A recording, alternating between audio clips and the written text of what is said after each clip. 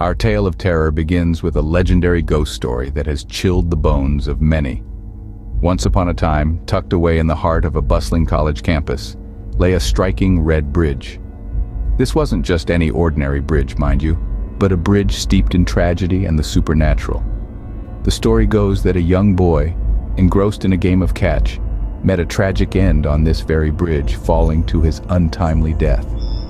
Since then, whispers of the boy's restless spirit have echoed through the campus. They say that when night falls, the boy returns to his beloved bridge, and the eerie sound of a bouncing ball can be heard, a chilling reminder of the life that was lost, echoing through the still night air.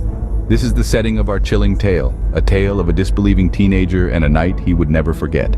One night, a hard-working teenager, deeply engrossed in his college project late into the night. This is a young man of reason, a paragon of practicality, whose world is defined by facts and figures, not fables and phantoms. Ghost stories? Merely tales spun by overactive imaginations, he would scoff. On this particular night, as the clock ticked towards midnight, he found himself alone in the library, surrounded by the comforting silence of his textbooks and the dim glow of his laptop. The project that held him captive was a demanding one, but he relished the challenge. As the night wore on, his eyes grew heavy, his mind weary, but the satisfaction of productive labor kept him going. Now, to get home from the library, he had to cross the infamous Red Bridge, the star of the college's most chilling ghost story. The tale of the young boy who lost his life playing on this bridge was well known.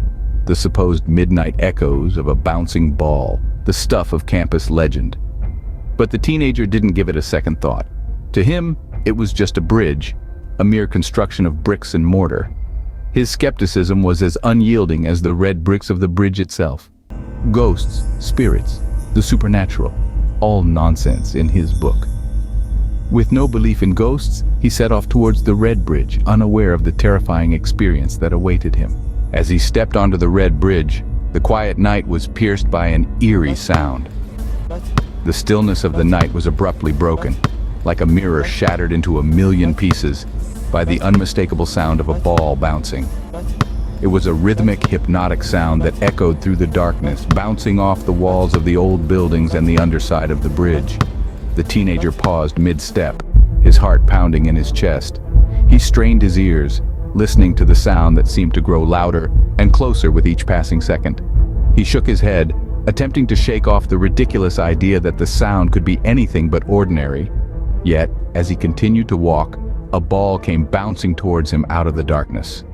A chill ran down his spine as he reached down and picked up the ball. It was cold, almost icy to the touch, and heavier than it looked. Then, as he examined it more closely, his blood turned to ice. The ball he held was not a ball at all, but rather the head of a young boy, his eyes vacant and lifeless. A gasp escaped his lips, and he dropped the object in horror. His mind raced, his heart pounded against his ribcage like a wild beast trying to break free. He was no longer a skeptic. The legendary ghost story he had dismissed so casually was not just a tale spun by imaginative minds. It was real as the fear that now consumed him. The ghost of the young boy who had lost his life playing on this very bridge was real. And he, the teenager, had just had a chilling encounter with the supernatural. Fear gripped him, and he ran, but only a few steps before he fainted. The last thing he remembered was the sound of his own footsteps echoing in the night before everything went black. When he awoke, he found himself in the security guard's office. A wave of confusion washed over him as he slowly gathered his bearings, his heart still pounding from the horror he had just witnessed. The taste of fear was still bitter in his mouth. He looked around. The room was dimly lit, files and papers strewn about. The smell of stale coffee and old paper filled the air. He was no longer on the Red Bridge. He was safe, but the terror of what he had seen clung to him like a second skin. The security guard, a gruff man with years etched onto his face, looked at him with a mix of concern and curiosity. He explained how he'd found the teenager lying unconscious just steps away from the infamous Red Bridge. The guard had been doing his usual rounds when he saw the boy, pale as a ghost, collapsed on the ground. He quickly brought him to the safety of his office. The teenager listened, his mind racing, trying to piece together the events of the night. He remembered the bouncing ball, the sudden chill, and then the boy's head. He shuddered at the memory. From that night on, his skepticism was replaced with a deep-rooted belief in the supernatural. He understood now, the ghost stories weren't just stories, they were warnings, echoes from the past, begging to be heard.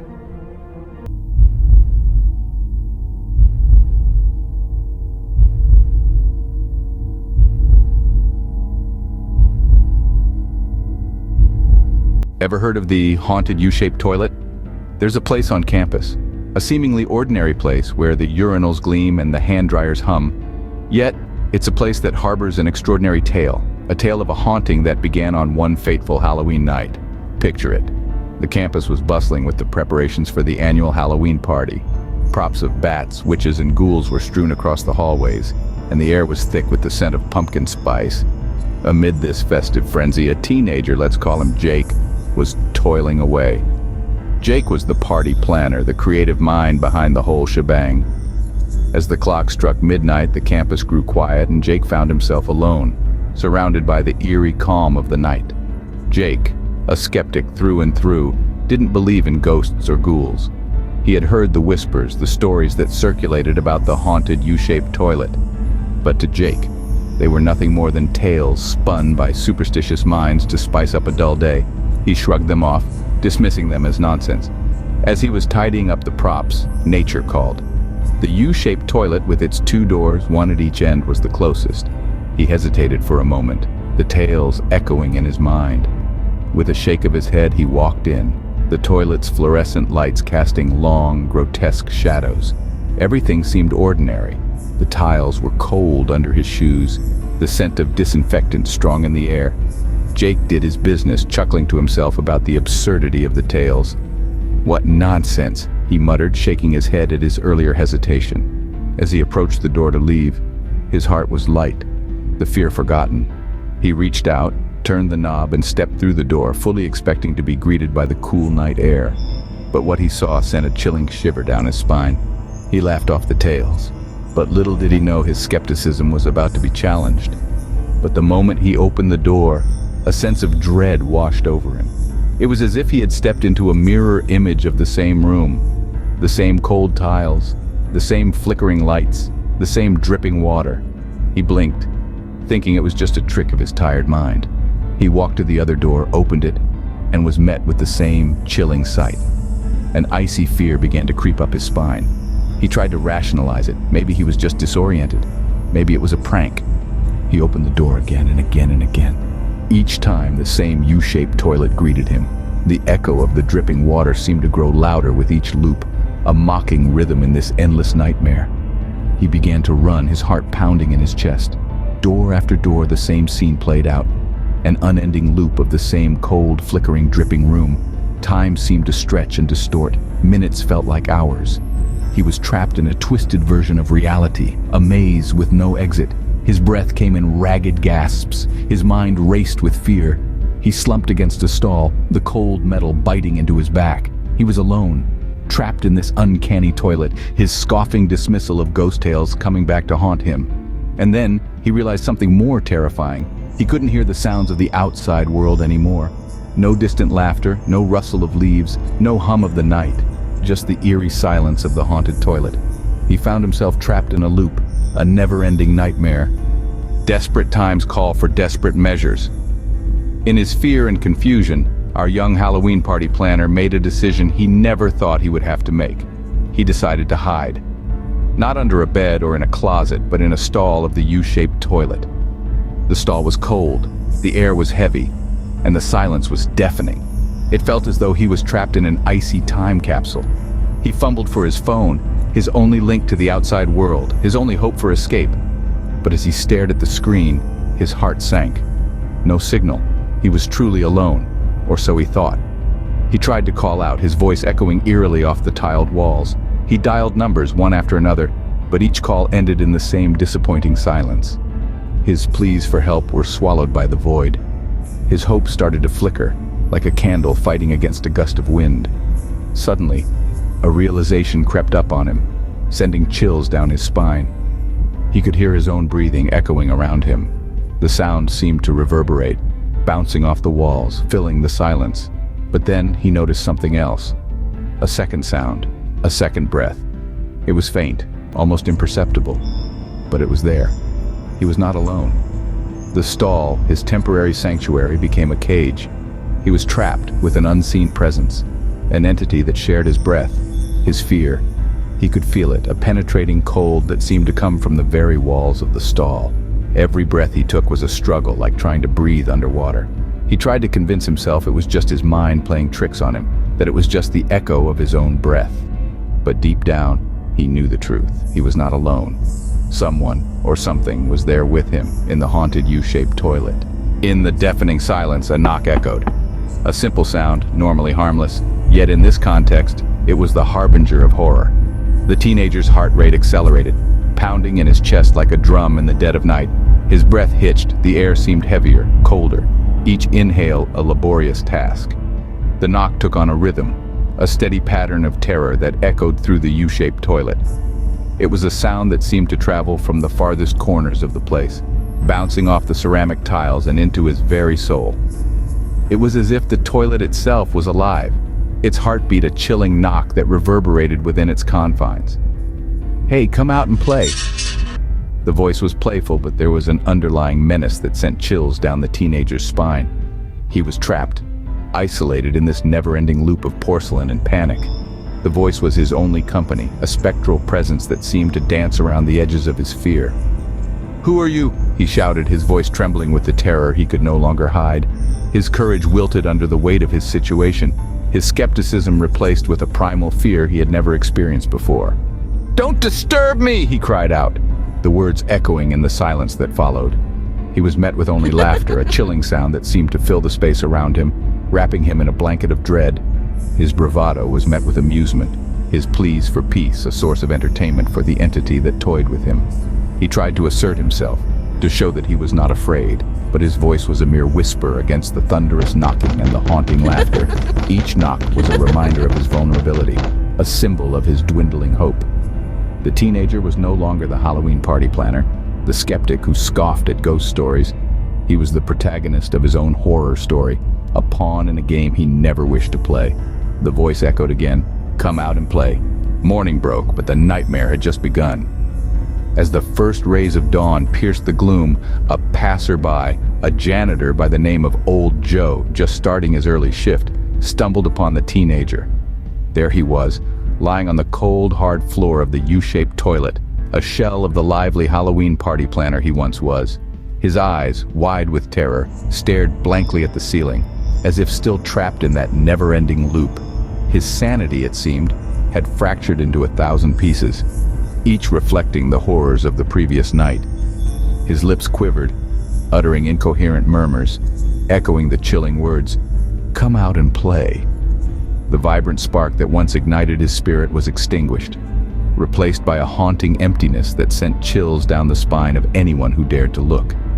The teenager, once full of life and laughter, was now a ghostly figure, his every movement a mere echo of his former self. His laughter was replaced with silence, his smiles with vacant stares. The world around him seemed to have lost its color, its vibrancy dulled by the shadow of that fateful night. His days were filled with endless therapy sessions, his nights tormented by recurring nightmares. Doctors and psychologists alike were baffled by his condition, his symptoms unlike anything they had ever seen. They could not comprehend how a seemingly ordinary visit to a toilet could shatter a person's psyche so profoundly. The teenager's transformation was a chilling reminder of the haunting legend that surrounded the U-shaped toilet. His story became a cautionary tale, a spine-tingling testament to the horrors that lay hidden in the most mundane places. And so the tale of the haunted U-shaped toilet lived on, its legend growing with each passing day. It stood there, a menacing symbol of the unknown, its eerie silence only broken by the occasional whispers of the wind. The haunted U-shaped toilet had claimed another victim. What happened that fateful night, we may never truly know.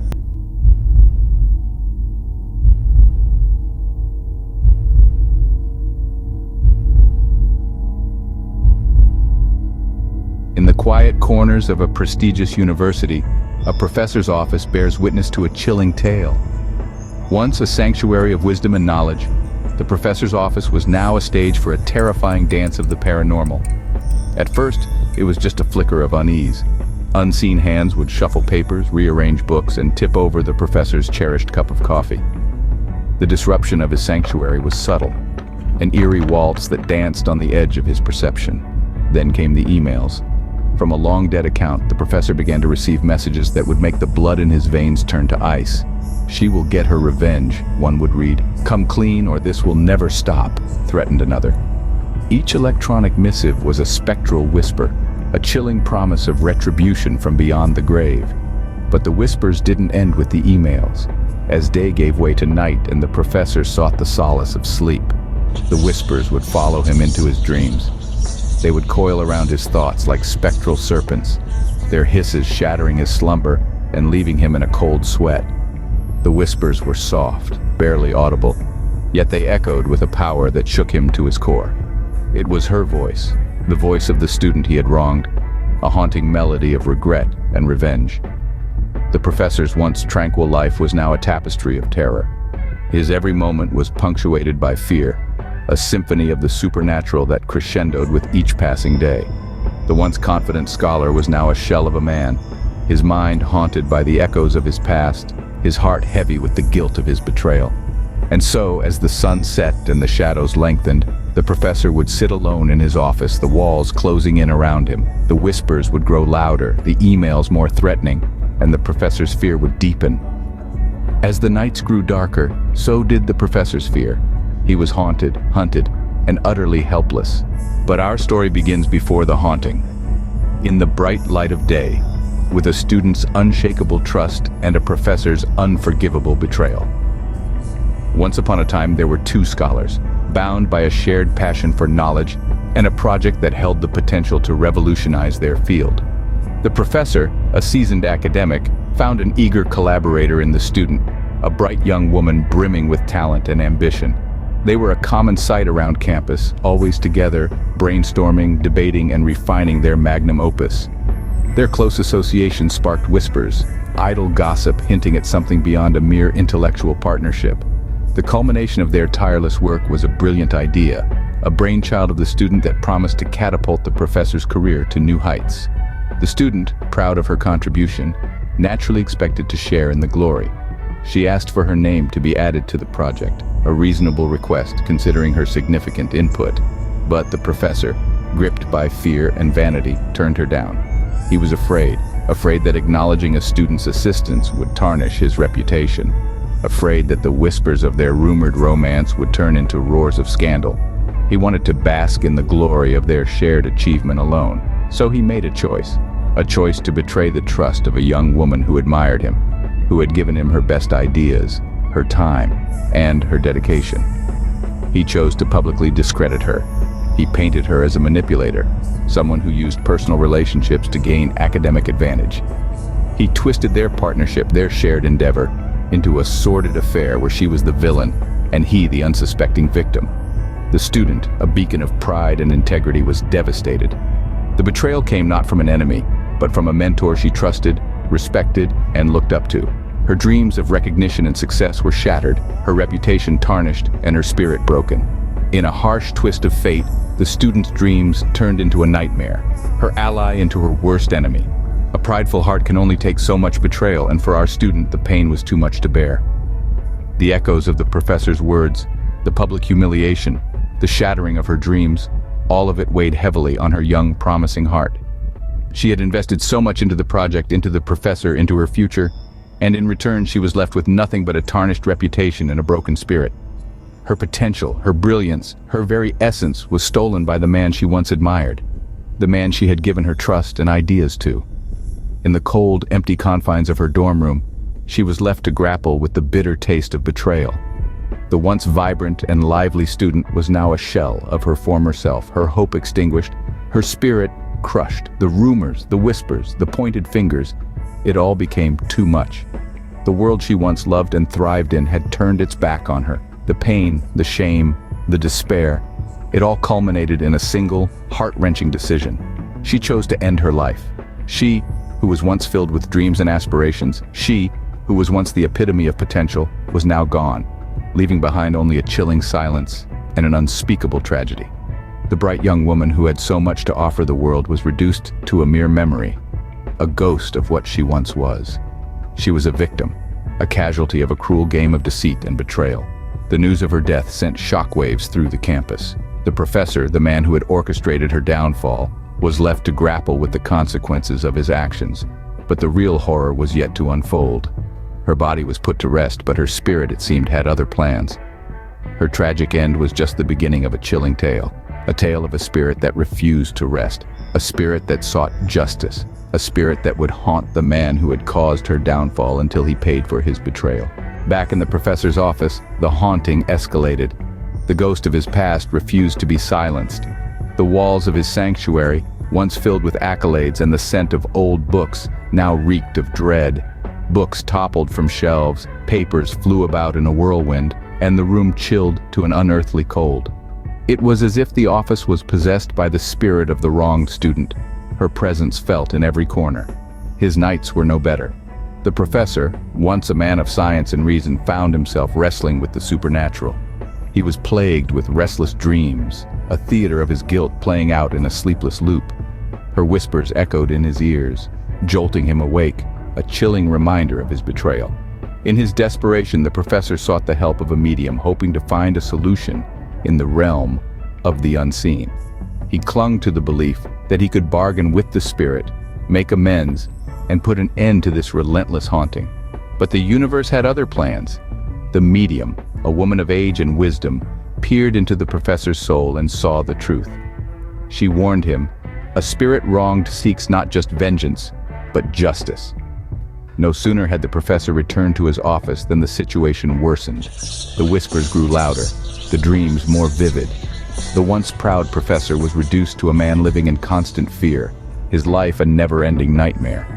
His every waking moment was a dance with the spirit, a chilling ballet of remorse and retribution. He felt the weight of his betrayal, a burden he carried with every breath. The walls of his office, his world closed in on him, a constant reminder of the brilliant mind he had silenced. The spirit of his past refused to rest, a shadow of guilt that followed him, haunting him with a vengeance that was both chilling and just. The professor's life became a living nightmare, a constant reminder of his guilt and betrayal. In the end, there was only one way out for the professor: to confess his sins and face the consequences. With his life consumed by guilt, fear, and the relentless haunting, he found himself cornered, his only escape to come clean. He called for a press conference, and with trembling hands and a voice choked with regret, he confessed his wrongdoings. He admitted to his selfishness, his betrayal of a bright young student whose only crime was to trust him, to believe in him. He confessed to the world how he had stolen her ideas, tarnished her reputation, and led her to the tragic path of despair. The public outrage was immediate and fierce. The university board, once his allies, turned their backs on him. His reputation, once so carefully crafted, crumbled like a house of cards. The media, the students, the academic community, all united in their condemnation. His career was over, his life as he knew it, extinguished. But amidst the storm of his downfall, something shifted. The whispers that haunted his dreams, the spectral emails, the objects moving of their own accord, they all ceased. The air in his office, once thick with dread, lightened. It was as if a weight had been lifted, a dark cloud had been swept away. For the student, the posthumous victory was bittersweet. The world finally recognized her contribution, her brilliance. Her name was cleared, her honor restored. Yet, it was a victory that came at a terrible cost. Her spirit, however, found peace. The professor was left with nothing but the echoes of his past, a haunting reminder of his treachery. He lost his career, his reputation, his peace of mind. But perhaps in that loss, he found something else. A bitter lesson on the cost of betrayal, the price of ego, and the consequences of his actions. And so, the professor's tale ends not in a quiet office, but in a storm of his own making. His downfall was not just his punishment, but also his release.